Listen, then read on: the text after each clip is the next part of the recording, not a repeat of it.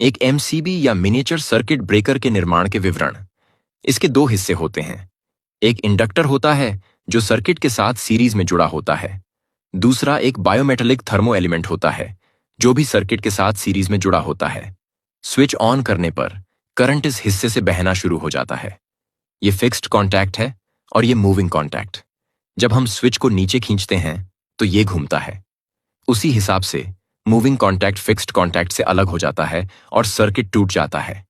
मतलब ये कि मैनुअल ऑन ऑपरेशन। अब अगर ओवरलोडिंग की स्थिति होती है तो लिमिट से ज्यादा करंट इस रास्ते से और बायोमेटालिक स्ट्रिप से होकर गुजरता है। ज्यादा करंट की वजह से स्ट्रिप गर्म होकर मुड़ जाती है। ये पॉइंट को धकेलता है और जैसे ही ऐसा होता है ये स्प्रिंग लोडेड लीवर रिलीज हो जाता है। मैकेनिज्म घूमता है और मूविंग कॉन्टैक्ट फिक्स्ड कॉन्टैक्ट से दूर हो जाता है, जिससे ओवरलोडिंग के दौरान सर्किट टूट जाता है। अब मान लीजिए शॉर्ट सर्किट हो जाता है। सर्किट में करंट अचानक बहुत ज्यादा हो जाता है। जब करंट लिमिट से ऊपर चला जाता है तो चुंबकीय बल तेजी से बढ़ जाता है। प्लंजर नीचे की तरफ चलता है, मैकेनिज्म को धकेलता है और स्प्रिंग लोडेड लीवर को रिलीज करता है।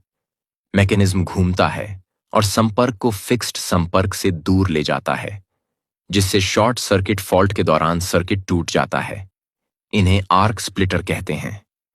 जब संपर्क अलग होते समय आर्क बनता है तो संपर्कों के खास आकार की वजह से आर्क स्प्लिटर की तरफ बढ़ता है, वहां विभाजित होकर बुझ जाता है।